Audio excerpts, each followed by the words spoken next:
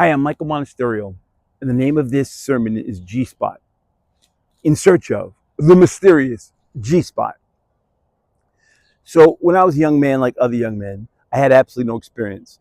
And it was something I heard about from other people that didn't have experience. This mysterious thing, this G Spot, that supposedly women had that, something I would want to know, right? I come from a very macho era, ridiculously macho, with there were no women doctors. There were no, I can't even remember women pilots. There were a lot of things I didn't even know women did because of where I came from. And having a Latin background, another macho, very macho cultural thought process. So when I became a man and actually could explore this thing, this mysterious thing, like King Tut's tomb, right? This wonder of the world. Um, uh, Finally, after experimenting for a few years, my wife, uh, not my wife at the moment, but we got married, and eventually, she tells me after I guess I'm doing a bad job trying to find this thing, maybe irritating her physically and mentally. She tells me where hers is. And I'm like, that's it?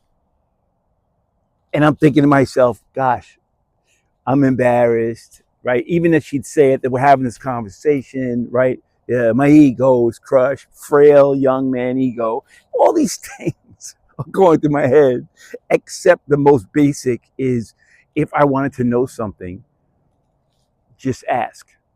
Just humble myself and ask her. And when I said, all I had to do was ask you. Yes, she said.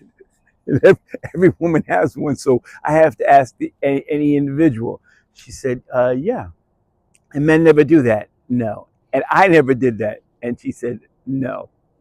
And so we laughed about it. I mean, we had a good laugh. One of our first good, big, early laughs where I'm like, oh my gosh, I'm really a knucklehead. I don't really know anything at this point, except that I really wanted to, um, I had a sincere effort to learn something and know something about my partner, who would be my future wife. So likewise, you have a G spot. Everybody does. We have a God-centered spot. Not that one. We have the God center. And a God center, every single thing that comes, that changes your life, comes from that God center, that heaven within you, right? Whenever I need to get to that spot, sometimes life is going on and crazy things are happening.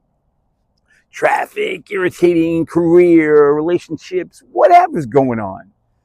Take a second to get quiet and to go back to your God spot. And the way I do it is, surely goodness and mercy shall follow me all the days of my life, and I should dwell in the house of the Lord forever. It's the last line of the 23rd Psalm. A lot of Bible bashing going on. But before you bash any book, look at the good.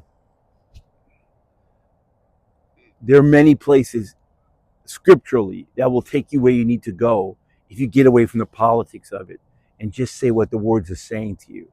Surely goodness and mercy will follow you all the days of your life, and you will dwell in the house of the Lord forever.